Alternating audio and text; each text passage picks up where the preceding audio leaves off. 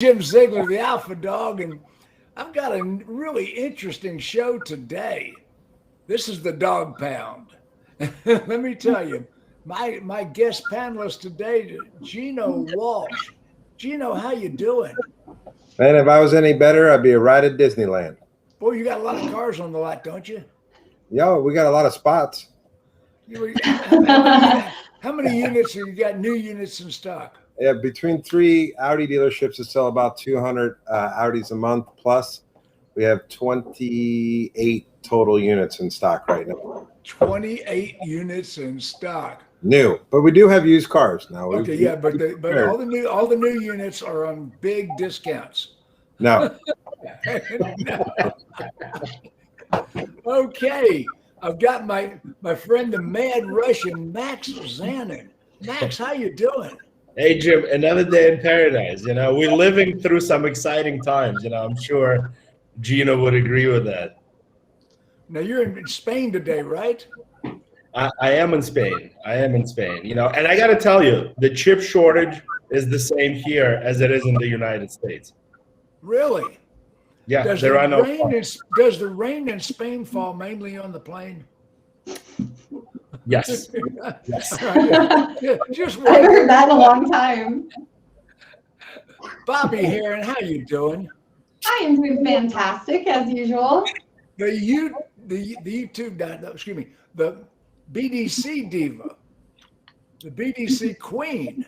I mean, this woman is the best there is. You got a BDC, you need consulting, you need somebody to crank up your BDC. This is the person. Thank you. To Beth. Oh yeah, good friend of mine. Now Jennifer Briggs had a death in the family. She can't be with us this week. But yeah, I'll tell you what. I've got Brian Ali. Brian, say hello. What's going on, Jim? Brian Ali is from A to Z Sync. This is a program that teaches dealers. They got a software program and a training program to teach dealers how salespeople can handle the entire deal. Now I've been interacting with them. I still got some doubts. I still got some questions, but they certainly got me leaning their way. We'll get you, Jim. We'll get you. Yeah, you're going to convert me yet. What's I'm up, leaning Gino? your way. I am leaning your way. I'm starting to talk about it more, and I'm starting to advocate it a little more to certain dealerships. But we'll talk about it. Now, today's subject is one price or negotiation. Now, I've been teaching negotiation for 36 years. You know, from a green pen and a Foursquare all the way through electronics, I have been teaching how to work a deal. My How to Work a Deal video on YouTube is over 1 million views. So I've been teaching it for a long time, but now everybody's talking about one price. I'm sort of wavering on one price myself. Should a dealership go one price in today's market? Now, I want you to know, Max Zanin is a one price fanatic. I'm going to have to shut him up when he gets on a rant. You know, but okay, Gino, one price or negotiation? Negotiation. So with a caveat, because it should be transparent upfront pricing, but to limit yourself from the ability to actually make a deal for $500 on a trade or $500 in sales price, I think that it doesn't make you agile enough. Now, that's not to say that there isn't. You know, somebody asked me the other day, how many dealerships are one price? I think that's a disingenuous comment or question, because I think that it isn't just 10% of new car franchises, because if you take AutoNation, who's, you know, one price on their new car or used cars, and you take the CarMaxes of the world, there's probably about 20% of all the dealers in the country are one price. So, but for us, are they really one price? What's that? Are they really one price? Well, I haven't bought a car from AutoNation. I refuse to. But according to their advertising, they're one price. Okay, now I worked with Saturn for years, and Saturn proclaimed to be one price. But when I talked to the national sales trainer for Saturn, He said, we do wiggle on the trade. Yes. What the? Wiggle on the trade. Isn't that negotiation? Absolutely, 100%. And that's why we, like, for us at Cavalli Auto Group, we call it velocity intelligence pricing. So what we do is we take our inventory levels, we couple that with rebates, incentives, market day supply, and then our internal our price aging philosophy. And that's where we come to our pricing. So it's an upfront, transparent price for the consumer, which should ease the process as far as what the consumer is getting and for what price. And it should also speed it up. So it takes care of two things at once, right? So we don't have to go back and forth with your green Sharpie and your Foursquare anymore, Jim. We can do it all on an iPad, which is really where the customer wants to be. And we're seeing, a 90% take rate on the first price anyways when we have a velocity intelligence price.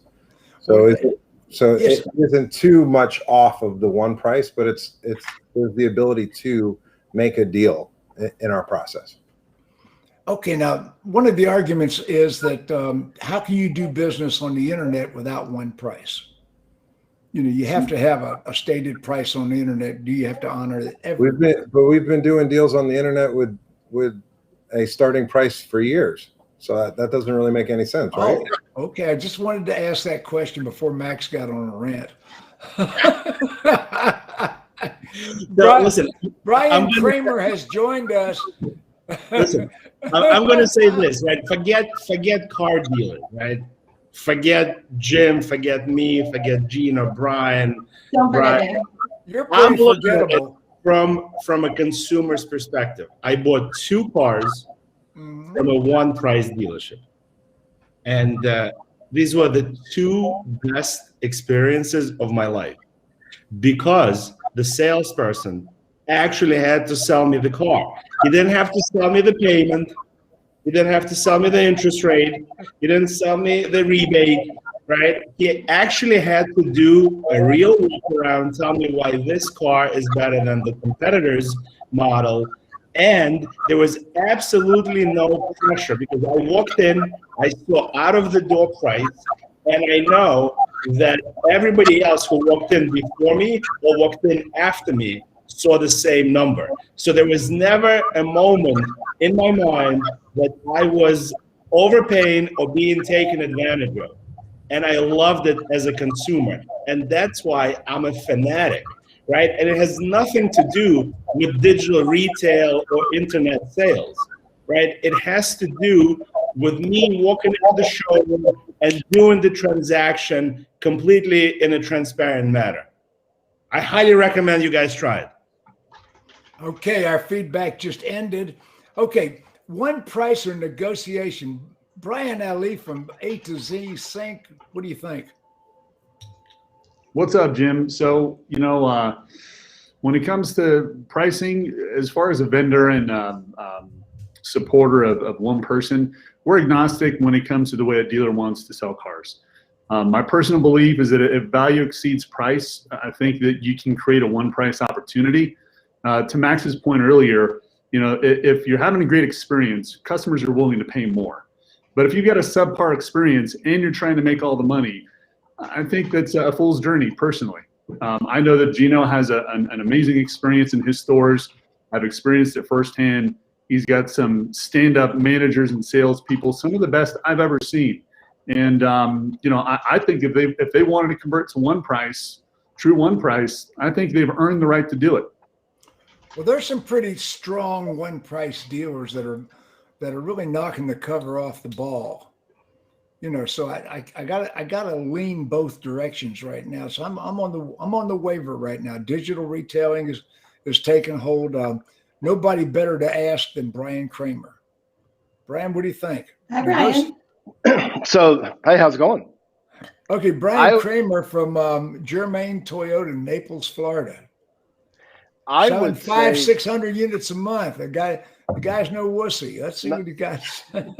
not currently, but I would say, Jim, that I agree with you. I was trained during Saturn and Oldsmobile when they were going one price, and I remember it was like blasphemous back then. But you're only truly one price if you're one price on the trade, and you're not over allowing, you're not under allowing. And I think that even all the one price dealers, the majority of them can't say that because they're They still wiggle using. on they wiggle on the trade, as I'm hearing that, and I know CarMax wiggles on the trade. By the way, I can tell you, we don't wiggle on the trade, and I would say that we're kind of the opposite. And I think that there's a couple things that contribute as I look at it differently. To Gino's point, I also want to paint myself in a corner where somebody else can beat my deal. But right now, aren't we kind of all one price anyway? Because everybody's at MSRP. I was just talking to a few of my peers that are at AutoNation and they're not discounting and right now it's just whoever has the car. So right now a lot of people are getting revealed in terms of what their product knowledge is, what their process is. And since we can't talk price right now because we kind of are in a one price environment, then it comes down to the trade and how disciplined are you at appraising condition, really, doing what you say you're going to do online. At our store, there's a lot of things that we don't do right, but we don't under allow, we don't over allow because we try to win the trade because the winning the trade is the name of the game right now. And if we try to win every single trade like that, we can do what Carvana and CarMax do. And we can say no to the trades that we don't want. So we don't bury ourselves and weld ourselves, together on them. And we can just step up on the ones that we want to. And it's okay not to have to take every single deal, especially in today's environment when you don't have enough product. I think if anything, this is a petri dish. So you're turning down the trades you don't want. Well, I'm not going to put above average money in a 70,000 mile or even a 60,000 mile Lexus RX with no nav. That's not the right color. That's borderline in terms of condition, because here's what happens is you sit there and you try to see if you can, hit a home run at the beginning of the month and on certain trades. Hey, let me see if I can, what if I could get it for this, and I'll give you an example. Save a Deal meetings a couple months ago, we're going through all these trades and there's, RAV4s right now are extremely rare, extremely tough to get. The demand is far outseeds the supply. Same thing with Highlander. We're over sticker on those? On the used car lot, yeah. Really? We did, and well, actually, we're appraising them for MSRP used because that's the market.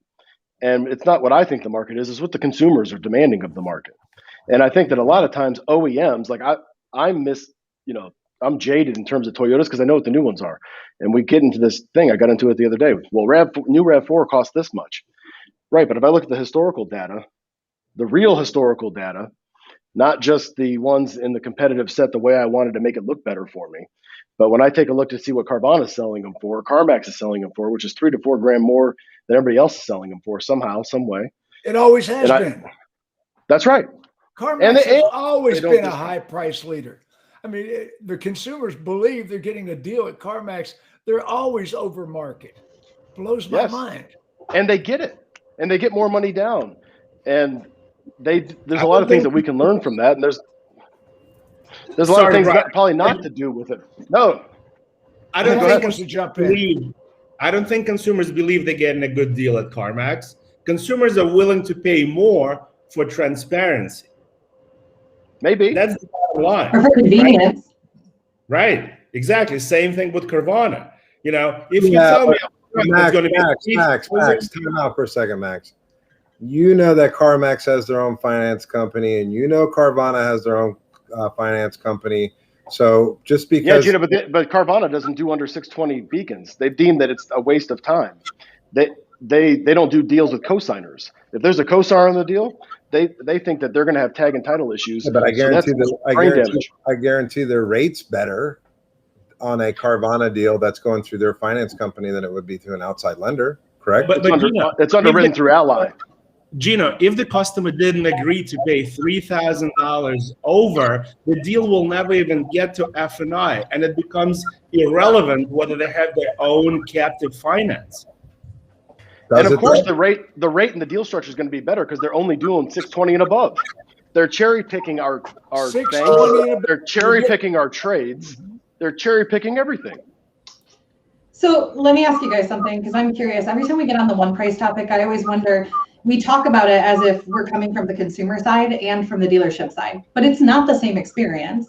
And you can't call yourself one price and truly mean it without consistency if you're bumping trades and negotiating on things. If the rate is negotiable, if the warranty is negotiable, if the trade is negotiable, then you're not one price. You might be market price and you might be unwilling to negotiate, but we see all of these local stores trying to go to one price and then they're not consistent. So they're teaching their market that they're still negotiable even though they're not. Okay, What's your thoughts on that? Because Max is coming from the consumer side, and that's and just you and Greg are both coming from the dealer side. That's just lack of discipline. So Max, let me ask you a quick question. What did you like so much about the experience? Did you like the one price part of the experience, or did you like the single point of contact part of the experience?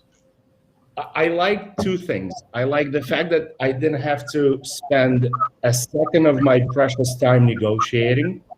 Okay. And I like the fact that the salesperson actually had an amazing product knowledge. And Brian, I was buying a Toyota, right? And I said, I'm buying a Toyota Corolla. How does it compare to a Volkswagen Golf, right? And the guy just destroyed Volkswagen Golf like this. You know, I mean, I was blown away by the product knowledge. And, you know, I was converted, and I'm a forever fan. So was it a single point of contact process, though? Did you deal with it was a single point because it was a cash deal. If it wasn't a cash deal, I would go into F&I, but F&I was one price as well. And for dealers, it shouldn't be, you know, a big deal, because if you look at your parts department, right, your parts department and even your service department is one price 99% of the time, right? So if you take the same philosophy and you stick to the price on the car, especially now, these are the best market conditions to go one price, because one price doesn't mean giveaway price. It doesn't mean MSRP. In this environment, it probably means thousands over sticker. We lost him, I think. In some cases, maybe it is over sticker. We're not charging over sticker on our new cars. In many cases, we do on our used cars.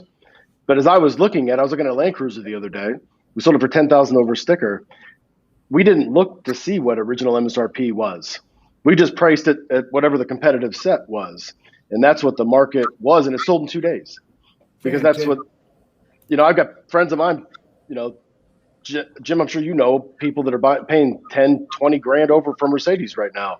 And that's just I ended up just paying almost MSRP for one. And I've never done that in my life. And, you know, I've been offered 15 grand more than what I paid for it. I don't understand the market economics, but I think that everybody makes a good point. And as I think back as what everybody's saying, I think that it comes down to this. When you just are upfront with somebody and you shoot them straight on the trade, on the price, on the payment, on whatever, then they just don't shop you anymore. And I'm finding now when I lead with the trade and I just go after the trade like very, very aggressively, that they don't even shop me against anybody else. They don't showroom me. They just transact. And I think that's, you know, if you take a look at CarMax, they've been doing it for years. Carvana, they lead with the trade and they go, well, if they're going to take care of me on the trade, they don't even question the price. Because but when you start off trying to grab the trade and trying to see if well, what if I can? And when I was talking about that Save a Deal meeting, somebody said, well, I'm going to call that guy back. I think I can still get it for $500 less than that. Well, why waste the time? Because we average $3,300 on the front and $2,100 in the back. Well, yeah, but you don't know if you're going to sell it to somebody who's going to finance. Either way, it still aggregates and it averages out. The more I can get, the more of that's going to happen. And I think we need to focus on that instead of seeing if what if I could get it for $500 less, and then you take that fish, throw it back in the pond, and see if you can catch it again. It's not a good strategy. Well, I would say from the consumer standpoint. Jump in a second, Bobby. Oh, I had a 2019 Audi Q7, and I was in a lease, and you ordinarily can't get out of a lease, but I wanted a Lincoln Aviator. I've always wanted a Lincoln Aviator. The Audi Q7 was a phenomenal car, but I wanted the Lincoln. So the Lincoln finally became available, but I couldn't get out of the lease because I had the Q7. And then all of a sudden, current chip shortage hits, and I called the Audi dealer, and he not only got me out of the lease, but refunded me $2,500 because the car had gained so much value. Then I called the president of Ford and got the A plan and really pissed off the Lincoln dealer because I had 3 units in stock, and I walk in with an 8 plan. you know, so it was just amazing how the prices on cars have gone up. And to answer Brian, Brian said, we don't take trades we don't want. For years, I've been telling customer, listen, sir, we're not trying to steal your trade. I know you said we're trying to steal your trade, but truthfully, we didn't wake up today wishing we had another 2013 Audi Volkswagen on the lot. We didn't wake up this morning wishing we had a Volvo on the lot. Frankly, we would never send our buyer to the auction to buy a piece of shit like that. Wait a second, I have a Volkswagen dealership. Listen, I like Volkswagen. So can I jump in right here for a minute? Because on the side of our screen, it shows a comment. It doesn't say who it is, but I just looked it up. Matt Hamilton. He said, they don't shop you or question the price because you're meeting them where they want to be and offering a good experience. I know everyone hates hearing about CX these days. He typed that right as I was going to jump in with Jim because I couldn't agree with him more. And here's why. It's not that customers won't shop you when you give them the information or that they won't showroom you. It's that the experience amongst dealerships for buying is so frustrating for the consumer that when you just give them what they need, shoot it straight and do it fast, they're more willing to not answer the other people. I mean, think about for a minute. I know I stress this a lot because I just want everybody to get it through their head. We live in a click and go society. I don't buy my own groceries. I order them, they get dropped off. I want something delivered to my house on Amazon. A day is not enough time to get it here because I wanted it an hour ago. I don't have to go to the movies to watch a movie. I can just download one. I don't even have to wait to watch a show every week. Simon Sinek actually explains this really good for our generation. And you think about for a minute, anybody who's recently bought a car or went through this experience is so frustrated. I'm not against one price at a dealership. I'm against lack of consistency and lack of process. The truth is dealing with a one price dealership is easier because nobody's going to the desk and getting sent back 5 times to ask dumb questions and not answer what I want. And once we get past that part, those are the dealerships that are doing good. Brian, I've mystery shopped your dealership a bajillion times over the last couple of years. At one point, because we had met at a conference and I was researching you, the consistent thing I saw was that when I asked a question, I was given an answer. Was it always perfect? No, but the effort was there. When somebody said they'd call me back, they did. And amongst big dealer groups that are doing well or small dealerships that are doing very well before COVID and now, that's the consistency. We want to trick everything all the time. Oh my God, don't give them a price. They might shop you. Okay, they're doing that online, right? If I ask what my trade is worth, just tell me the truth. Sight unseen, this is what it looks like. This is the market price. Could be that it's more if we look at it. Could be a car I want for my lot. That's not a lie. Stop saying things like you got to come in and negotiate a deal. And then one price doesn't matter as much. But if a store comes in and says, I'm going to be one price and then they negotiate, all they do is like verify the stereotype we have as being liars.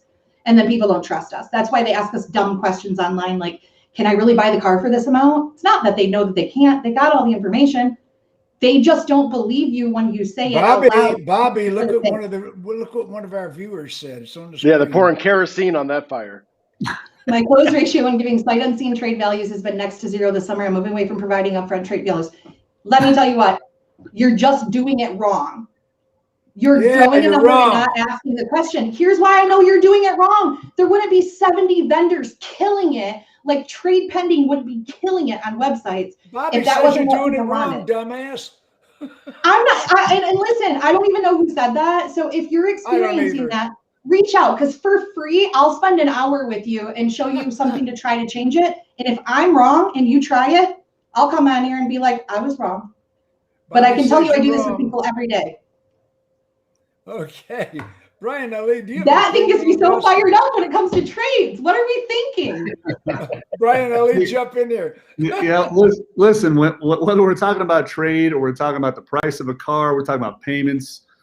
If a customer doesn't get what they want as soon as possible, they're going to move on to the next dealership. So if you're not giving your very best price right up front, if you're not giving your very best trade value right up front, and we're still trying to hold gross and get the appointment and get them in the store and then peel them off the roof like we did in the old days, you might luck out and get some business. But we have to provide a better experience and add credibility to the shopping experience if we want to, yes, make gross, but what's the holistic benefit of, high grossing somebody, so they move on, and they're not the most loyal customer. They're going to be one lowest cost provider in the industry, and that is not a loyal customer either, right? They're going to go to the next dealership that has the next lowest price, and they're never going to see you again. So you miss out on their trade. You miss out on the service business. You miss out on the referral business. And this is all stuff we all know and love on this call.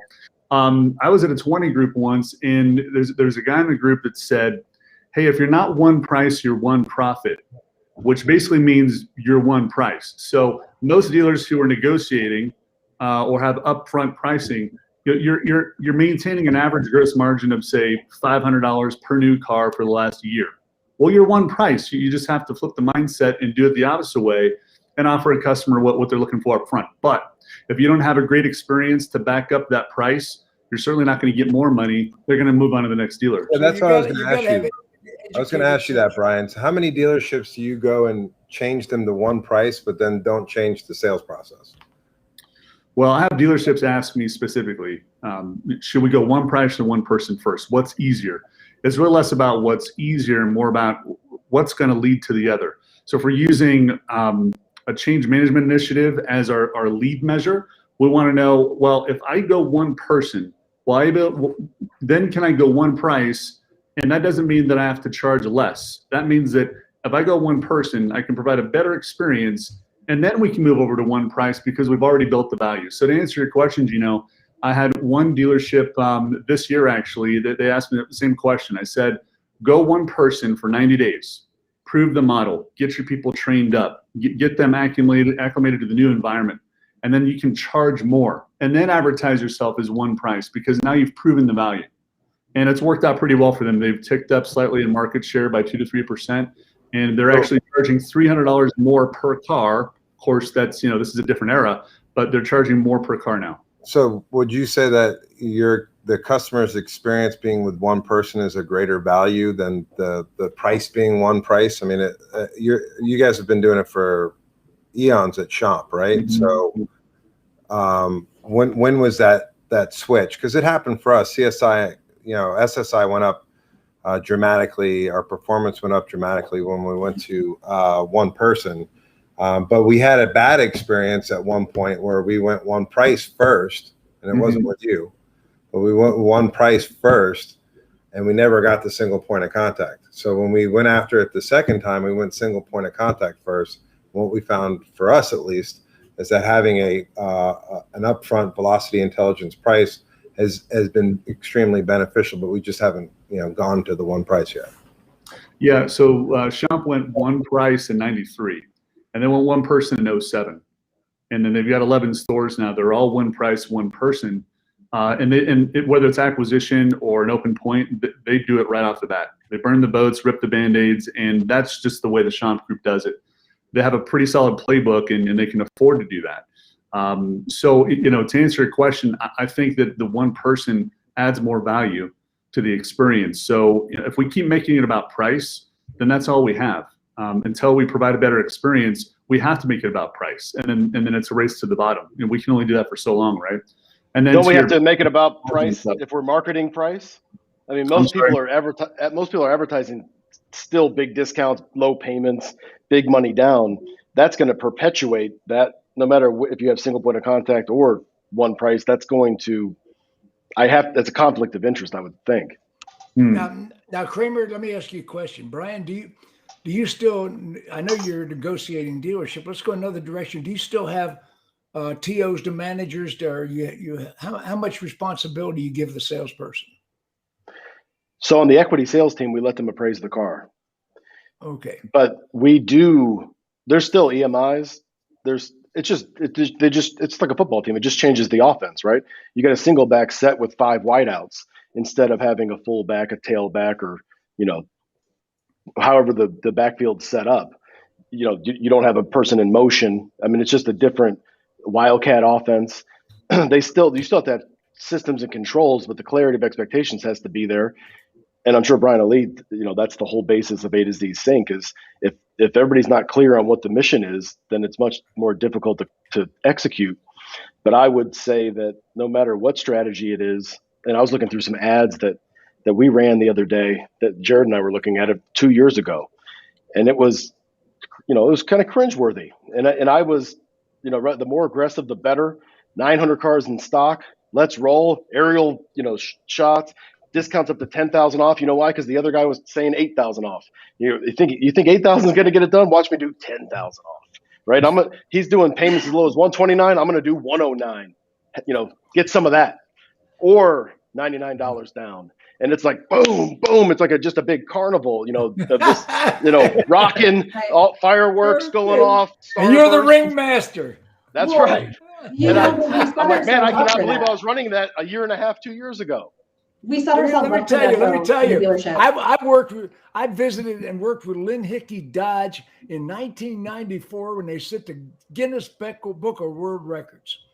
They sold 2,817 cars in 1 month retail and set the Guinness Book of Records. Lynn Hickey had a balloon on every car every day. He had a full-time balloon manager with a demo. I'm serious. I mean, Lynn Hickey Dodge, they invented the balloons on the cars. That was their big thing. And it was amazing that they had their own finance company. So any car, any trade was okay. It was amazing to watch Lynn Hickey, and some of the things they did were just phenomenal at the old school, but they did sell 1,500 units every month, and they had a month where they sold 2,817 units because they had Lynn Hickey and Evel Knievel in a conversion van 100 feet above the line. I remember that. Hanging from a crane, and they had a rocket launcher from Desert Storm that somebody supplied them illegally. They had an illegal rocket launcher, and Lynn Hickey and Evel Knievel were drunk as skunks. There's a video of it on YouTube, and they blew up a Ford on the lot below them with this. And the first time it blew up, it didn't have enough explosion, so Lynn Hickey had both gas tanks on a Chevrolet filled, so it had a big explosion. And then Evel Knievel jumped over the dealership at Billy Facillo's dealership. I remember that. But here's the thing. That's what they train you at A to Z Sync, is how to blow up a car really. That's right. I mean, I remember, Jim, I remember the balloonologists. They were really good. There was a guy that used to come in all the time to do the little mailer sales, and he was like the best at making balloons. They still do that. And, kind of, I guess, piggybacking on Brian, we got to get away from the balloonologists and exploding cars. I would like to see Chip Perry maybe, yeah, Chip jump over Snake River on a motor. That would be we can make that happen. He can do a jump with a skateboard. He'll do a skateboard jump. I've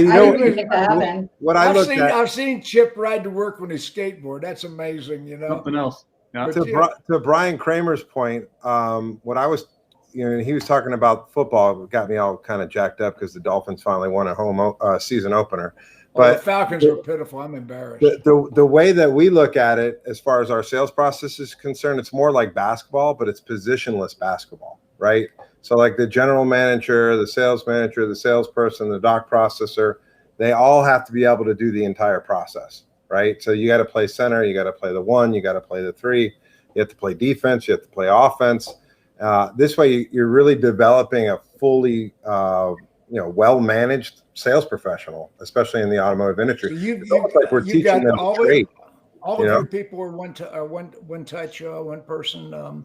The F&I manager doesn't take a separate TO. We use single point of contact, and we don't use paper anymore. We save a ton on paper. Does the F&I manager take a separate TO? There is no F&I manager. Okay, that's what I was asking. Yeah, and what we've seen when we burned our boats, especially at the VW store that we bought, we went from sub $1,000 a copy and like 120% product penetration. And this month, it's just a trajectory. It's just on an upward march. We're at $1,600 a copy and 160% product penetration. And that's with just salespeople going through the process. They're all files trained. They all get, our strategic partner is JM&A. So they're spending a boatload of time in the dealership working, instead of coming in and doing a lunch with the general manager and spending 5 minutes talking about CIT with their finance manager. I push them in there. You have to go and train. And what the best way we teach them how to train is say, sell me a car. So each time we go in there, including myself, I walk up to a salesperson indiscriminately and I'm like, hey, sell me a car. So I want to see how they sell me a car, because that's the way we're going to be able to get that process better, Bobby, so that when the customer comes in, whether you're an upfront price, one price, it's about speed of transaction. It's about the efficiency, and it's about taking care of the customer. And Max knows this. You'll spend more money, especially on F&I products, if the person feels like they're being taken care of in a fast and efficient. No, Max is a grinder. Well, But Gino, right? Let's not miss this. Let's not miss this part. It's the setup too. Segueing off what Brian said, think about for a minute, can you be a one price dealer and then in your marketing say things on your website like, get your best price, get your so-and-so price. And then you're like, why do they always want to talk about price? Because you brought that up. I'm not swearing. You brought that up. And so we look at our marketing, and instead of being smart about it, and I'm known for BDC, but marketing is my jam. So we look at it and we go, why are you sending a message to the customer that causes an upfront objection that you then don't want to handle and answer? So if you're looking at being a one price store, you probably shouldn't listen to the website vendor whose job is to provide leads. And instead of saying things like, how can I get my best price? Use the real questions, using analytics, using smart tools to analyze what your customer base wants. And then you won't lead with objections like that. And maybe this can actually work for you. Right? Bobby, I got to agree with the Facebook user a minute ago. I would be very reticent to give a customer a figure on their trade sight unseen. But that's the thing. You don't have to. I agree with. I was joking earlier, but I'm really. Every website already is. So let me throw this out, because I know I get passionate about this. They already are. You don't have to, but when you don't, all you do is piss the customer off because they've already seen it. The problem, you cannot take, do I have a trade-in number and your closing ratio to put them together. First of all, if it's coming in online or through the phone, the question is, did the customer engage with you first? And then when they did, how did you engage with them to get them to actually open up the conversation? Billions of dollars are spent on trade tools every year in our market, and they work. It's how do you handle the customer after that? Are you honest? Are you stalking them? Are you telling them stuff like, I can't give you a number over the phone? Because if not, you're shutting yourself down. And in the meantime, every dealership is getting 1,000+ leads a month with more than they can handle and ignoring them, instead of saying, if it's going to be a trade customer, here's the process and it's different. Once you get the customer engaged, that's the next step. And then we're all complaining about not getting enough trade-ins on our used car. Right. The reality is we give them a figure and it's not as they described it. That's the reality. We find that 90% of the time, if we ask them the right questions, 90% of the time they are accurate. And that's how Carvana has become, more than TrueCar, more than anybody in the last 3 or 4 years. They've become the most trusted resource. I just had a 92-year-old gentleman in the showroom the other day, and he goes, well, Vroom and Carvana said, I'm like, Vroom and Carvana? What? And he goes, well, yeah, that's where I went. I'm like, what about KPB? 92 years old. 92 years old. You will never get a chance to talk to the customer to close them if you don't give them what they're already getting up front. You will never get a chance to have a conversation to even close them if you don't offer the tools they're looking for or answer the questions they're asking. I've got a story a lot of people aren't going to want to hear. Sorry, I got a story a lot of people aren't going to want to hear. So I had a CarMax personal situation with CarMax. They outbid even some of my favorite local dealers by $4,000 on my 2018 X3. Sight unseen, $4,000, right? So I thought, well, what's the worst going to happen? I'm going to show up. They're $4,000 higher than anybody else was in town. I came in. They didn't have an option for me to check the windshield. I figured they're going to ding me at least $1,000 for the windshield. I rolled in. I had to wait about 20 minutes before a lot tech came out and said, can I get your key? Disappeared for about 10 minutes, came back. They came out with a check, exactly what they said they'd give me for it. I needed tires. I had a couple of scratches on there, and I did need a windshield. But even without the windshield disclosure, they still honored the price. So it pained me to do that, but we're talking $4,000 higher.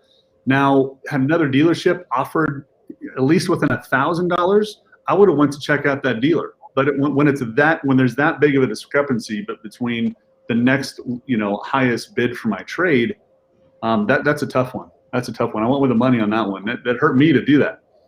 But Brian, to your point, they're gonna sell this car for $4,000 higher than any other dealer. Or they're going to move it throughout the They're country. gonna send They're it to going to them. appraise a Subaru Right. in Michigan for $4,000 less, and they're going to sell it in Colorado because they're doing it that way. And we Right. all lose money on cars. We Or they're all going to lose run it money through on their own cars. auction, and they're going to have an end user standing in the lane that pays all the money for that car as well. So remember, we got two subjects rolling here. Hang on, The Max. problem is not the Hang amount on, of money hang we on, give Bobby. them for the car. The problem is that we don't answer Bobby, the we got question. two subjects rolling here. You're right. The two subjects are negotiation of one price, and the other subject is one salesperson, one touch, the whole deal, no F&ITO. And the other one is traditional managers send into play, the quarterback runs the play. So that's basically where we're at right now. That's the two subjects we're talking about for anybody just tuned in. So I'm going to go back to Bobby because Bobby's on a rant. Okay. I just Bob. get passionate, you know, it's Yeah, a real take it. problem. No, it's think about for a minute the amount of consumers that go onto a site or make a call in to talk about a trade-in, right? The majority of those users will not even respond to somebody responding to them because they didn't like the number they saw. But whose fault is that if the first communication back to them or the thank you page, the goal page after that marketing step is like, doesn't say anybody's going to call you or contact you, basically just gives directions. And then we say things like, we're open, but we need to see your car. You can't go through a one process and have it be successful doing that. You have to hit all the nails on the head, all the buckets. And what you give for a trade has nothing to do with what you close on when you're starting online. It's will they even talk to you? Okay, we got the Mad Russian wanting to jump in here. So I want to say several things here. You know, again, going back to my original point that people are willing to pay anything for transparency and convenience, and it doesn't just apply to cars. When I buy, I don't know, paper towels on Amazon, I guarantee you that I'm overpaying. I guarantee you that I can get it probably for 50% less by going to a supermarket. But, you know, I'm a sucker for transparency and convenience, right? That's point number one. And the second, dealers understand that instead of competing with the next guy, and that's what Brian Kramer was saying, you know, if the other guy is offering $129 a month, I'm going to go $99 a month, right? So instead of competing with the guy next door, you know, we have to start thinking about competing with Amazon, about competing with Apple, about competing with Tesla, right? Because these are the companies that are training consumers on a daily basis to accept quick, easy, one-price transaction, right? And car sales, unfortunately, is a zero-sum game, right? So every time they sell a Tesla, that means that one of you guys is not selling a new car. And keep in mind that Apple is working on a car as well, right? And when Apple comes out, if you actually think that Apple is going to negotiate on their car, you got to be delusional, right? It's going to be one price, quick and easy, you know? And I think that's the point, right? People are willing to pay more. Okay, so let me get Gino back in.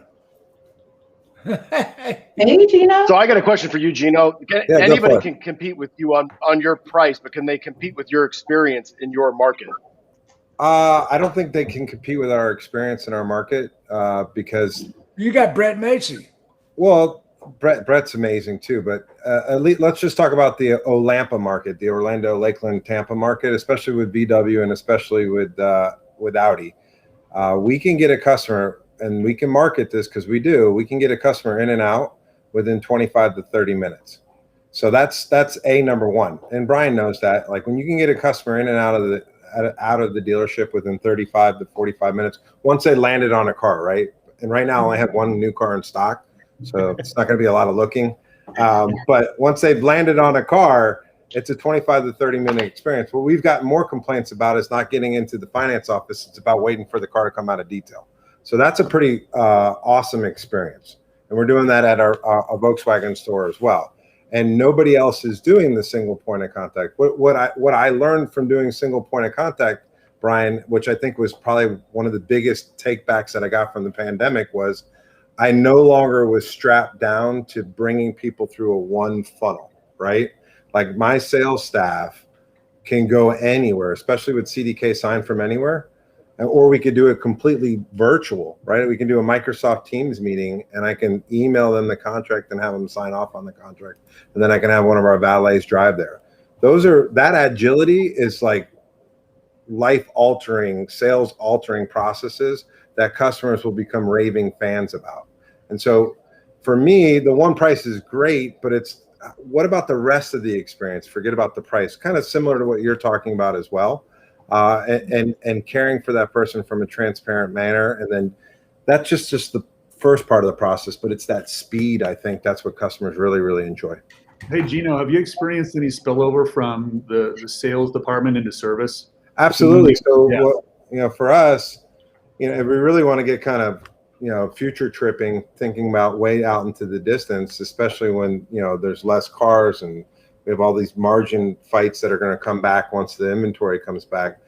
We're looking at it as we use a tool called Update Promise right now, which is basically a single point of contact tool that's in the service advisor's hands, right? And I have people who have been service advisors and have been salespeople that can do the entire process, sales and service, using an iPad with a consumer. So that is definitely falling into it. In service, to Max's point, we do grid pricing and we use menu pricing that way. We don't sell by the hours, we sell by the job. And what we're seeing at the stores is effective labor rate has gone up because we had a store that we just purchased. Our effective labor rate has gone up in revenue and gross, 43% in revenue and 37% in gross since we've implemented that process. So yes, there's definitely spillover and there's some continuity when you're having conversations with your service manager now instead of your sales manager. So, Gino, I use a dealership by me that I'm pretty sure I pay like 5 times the amount for service, but I use them because they run a skeleton crew on third shift, I guess much less expensive, and they pick my car up at night, and when I wake up in the morning, it's in the driveway. Yeah. And I don't ask what my oil change costs. Like, I don't care. I don't have time to go sit there for 2 hours. Are you guys working towards anything similar to that? So if I can have enough checks, I would do it. Like right now, the most valuable person in a dealership right now is a technician. And Brian, you probably would admit to that too. You can't get enough technicians. They're not building them. They're not making them. We're taking valets. We're taking people who weren't technicians before, and we're turning them into light line people. We're turning them into the UCI people, and we're trying to develop those folks. I would love to be able to do 24-hour service. Yeah. We just don't have enough technicians. Well, come to Women Automotive in December. We have a ton of techs that are going to be there. So that would be perfect for you. It's in Florida. I'm ready. Back it up. Sometimes I ask questions to which I know the answer already. And sometimes I go opposite just to antagonize things I really don't believe in myself. But it's good to throw out. Sound like a lawyer, Jim. Yes, it's good. It's good to throw out the things that raise the rabble. Kramer, now you have a more traditional process, but you still have a modern process. Tell me about it. So, it actually interweaves into a few of the comments that were just made on the right-hand side. So I want to touch on first when the one Facebook user says they lost money on that car, on Brian and Lee's car, and there's a good chance that maybe they did, but ultimately, like Bobby said, they're going to find the best end user, and Gino said it as well. They're going to find out wherever that best end user is in the United States, and that best end user might be in Scottsdale, Arizona. It might be in Texas somewhere, and it might not be in Denver, Colorado. It could be anywhere, but they do know, and they've got more data. They also know what they can sell them for. And I know that here in my market, I sell Highlanders, 18, 19 Highlanders and Tundras for a certain amount. That's so far off the end of the book. And I just do. And I don't know why it doesn't make sense to me, but we do. So in those cars, I need to win those no matter what. And if I'm paying what everybody considers to be way too much, then I'm going to pay it. And I'm going to pay it because I sell those things in 6 days.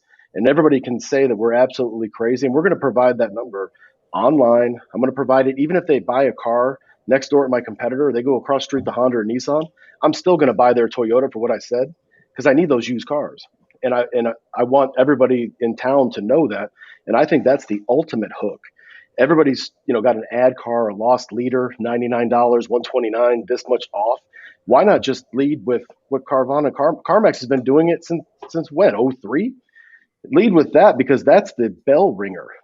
Carvana and CarMax are spending 1.5% of their gross on advertising. Not many car dealers are. Now, they were spending $1,300 a copy a few years ago, but they might have lost money on that car, but they average overall, Carvana's at $5,200 and CarMax is at $4,700. but they look at it from a loss ratio standpoint. I was on a shareholders call here recently, and they said, well, how are you going to compete with what if the American car dealer figures this out and they start acquiring trades like that? And they said they never will. And everybody started laughing on the call, and they said, why wouldn't they? If they know this, they could be listening on this call. And he goes, because they look at everything on a per transaction basis, and they don't want to lose money on one car. They don't look at it, they're going to lose money on 8%, 9%, or 10%, and they got to keep it within these loss ratios. They say, you know what, I'll never make money on that one car, and they don't look at the law of averages. And if you're playing at a casino and it's hitting 90% of the time, that's the one you want to, but in the car business, for some reason, we build our processes around the 10% of the time. So I'm just looking at everything anymore, not in terms of absolutes. And I think that's the huge mistake that we make. Is single point of contact the best? Is one price the best? Is the traditional model the best? It depends on who.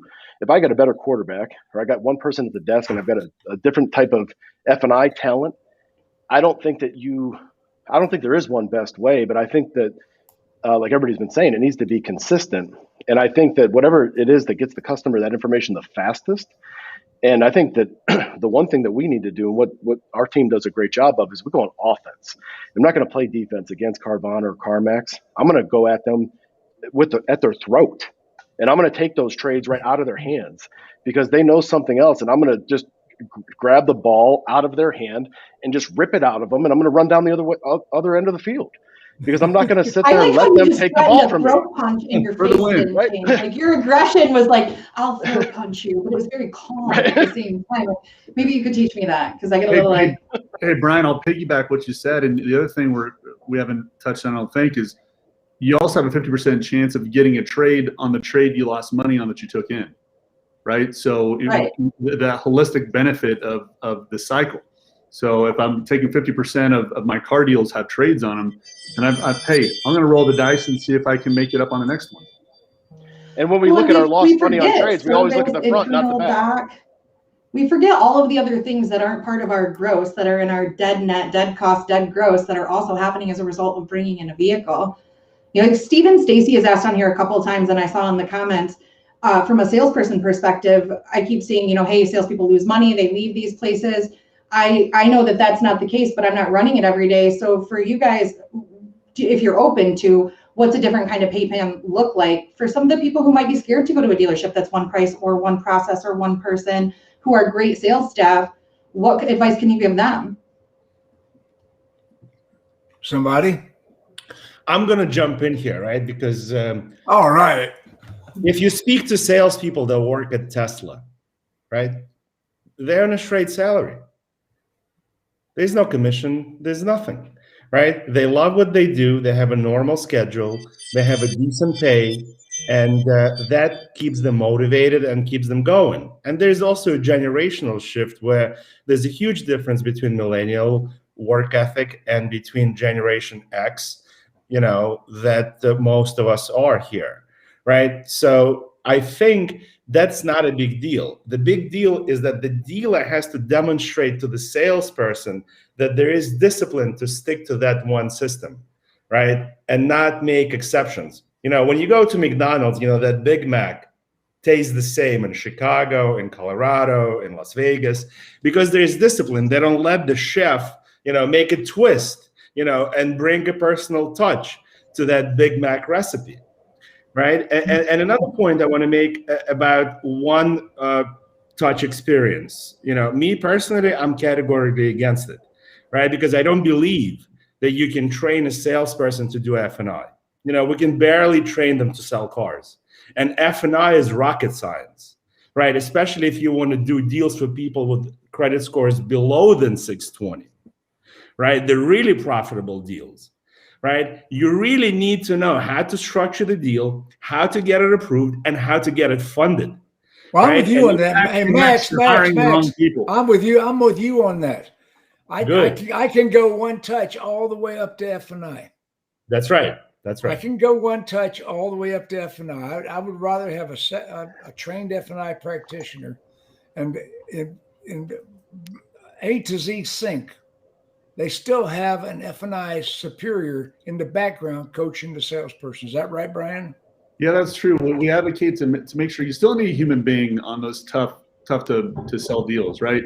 You still have to have relationships with the banks. And we're talking about maybe 10 to 15% of the car deals are the deals that need to be rehashed. They've got fur on them. They have to be hung differently. You still need someone that establishes those banking relationships. But depending on your demographic and your store, your brand, a majority of the deals are going to be sent clean paper. They're going to get an instant approval. And it's exactly. But you still have that F&I expert. You're going to call them an F&I manager. What do you call them? But they still are coaching the salesperson, but they're not seen. Yeah, you can call them a finance manager. You can call them a business office lead, whatever you want to call them. But they are coaching the salesperson in the background. Yeah, they're coaching sales people and then also hourly processors. So just from some food for thought, coming from a vendor, it could seem disingenuous, but we just held our very first A to Z Sync user group in Chicago just last week. And we had about 6 different groups participate. About 25 different folks came to the forum, and we had folks that just got on a month ago, and some been with us for a couple of years. And they shared best practices on pay plans, processes, talent acquisition, career pathing, a lot of different conversations than you'd find in a typical 20 group.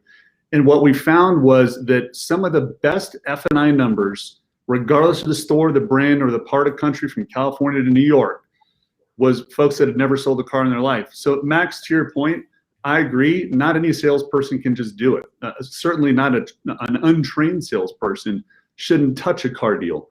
But if you have enthusiasm, you can follow a process, and you have some software, whether it's ours or somebody else's, that can keep you safe, keep the bumper guards in the bowling alley to make sure from a compliance perspective you're not at risk. It's absolutely possible. I mean, I would say there's 250 salespeople out of the groups that were involved in this user forum, and every single rooftop has experienced an increase in F&I penetration, product penetration. Front-end gross is front-end gross these days, but every single one of them, higher F&I, single-digit retention, so single-digit loss, I should say, and also the holistic value of the comp savings. So that's a whole other can of worms that we could open up, but it's absolutely possible, but it's not for everybody. Okay, I'm going to jump in a second because we're winding down. I've seen the process, and we were supposed to have Ashley Cavazos from Walzer on today. She had a business meeting pop up at the last minute. I would have loved to have had Walzer represented on this broadcast today, because they are one touch, one price, one of the most successful dealers in the country. I mean, you can't really knock Walzer because they own Minnesota. I mean, just absolutely own it. And they are one price, total experience, one salesperson, one touch. So we can say that as we wind down with the last 3 minutes of the broadcast, I'm going to give, let's get Gino. Gino, tell me in a minute or two the last thing we need to talk about that we haven't talked about. The last thing that we need to talk about is what your actual due north in any of these things that you're putting together.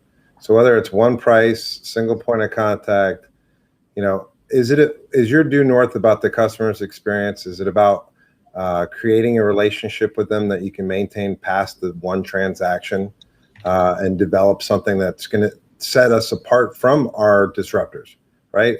Carvana and CarMax are not in the marketplace. There's no CarMax or Carvana Little League baseball teams. There's nobody sponsoring somebody's, high school band, right? So we need to build those relationships. And at least for us, our due north is the customer's experience and how we want that to be our advertising source. We don't want to have to spend money on Evel Knievel jumping over, blowing up cars and things of that. Come on now. Well, we want to spend it on a customer. Evel Knievel blowing up a BMW. Come on, man. That's a guilty pleasure of mine too, Jim. It's a withdrawal thing for me. But we get so much repeat and referral business that like the advertising spend keeps going down month over month over month. I mean, because we don't have to. The customers are doing it for us. They become the fans. Because our data processing is going up and up. Okay, let me let Brian. Data processing. Let me let Brian. Brian, give me a. We got 1 minute left. Give me a short synopsis. What do we need? We talked about. Gino hit the nail on the head when he's talking about the community. I've got a young lady here that works at Tesla, Max, and she left there because she said she didn't feel a connection with the parent company. And that really, it's not like that's Elon Musk. It's whoever her direct supervisor was. And they just had poor leadership. But it's the same thing in dealerships. People leave poor leadership and they go to another dealership. People leave people. They don't leave companies. Bingo. right. But I'll challenge everybody, as I'm thinking about this, as you guys are talking, we're going to a salesperson, single point of contact, but I think it's a different paradox than what everybody's talking about, where they appraise the car. And instead of doing F&I, and I think that, if you don't have people, is it really single point of contact if you need a manager to appraise the car? I mean, you really kind of need to do both, right? And I think of just moving it around, but it's a different variation. See, I'm sort of where you are, and that's a hybrid of everything that people are talking about here. And there's a lot of different offenses that win different championships with different setups, and I don't think that there is a cookie cutter way. I think you can win in any program. Let me get Bobby's last word. Bobby, briefly. I believe in it's like baseball. We don't win games in home runs. We win them off base hits where teams help each other get there. But my philosophy for BDC, for one price, for anything, is that there's not a right or wrong way. It's train, transfer, terminate. If you train somebody to do the job and they're unable to do it, maybe you need to transfer them to a different leader or a different position before you look at a termination. But if you don't have the right people and the right process or the right technology, it's going to fail no matter how much you want it to succeed. Okay, Max. Now, Max, briefly, Max. Well, listen, I think bottom line is that, like Brian Kramer said, there's no one recipe, right? Whatever works for you, as long as there's discipline, and as long as, like Gino said, you're really doing it to keep the customer long term. It's not a one night stand; it's a long term relationship. Then all the pieces will fall into place. Okay. Wipe them up. Brian Ali, briefly. Hey, the best time to repair a roof is when the sun is shining, everybody. So the times are good now. What are you doing now to prepare yourself for the inevitability that inventory levels will come back, grosses will come down? Are you going to be ready to It's going to crash hard. It's going to crash hard. And I've said that. I'm going to end the broadcast. This has been a spirited broadcast. And by the way, sometimes I ask questions I don't necessarily believe in myself, just to rouse the rabble. But anyway, I think it's been a really good broadcast. We're on 6 different channels. We're on Facebook. We're on LinkedIn. We're on like 5 different Facebook pages right now. I want to thank Brian Ali, Max Zanin, Bobby Heron, and Brian Kramer, and of course, Gino Walsh for Cavalli Organization. Thanks, everybody. Participants, stick around a second.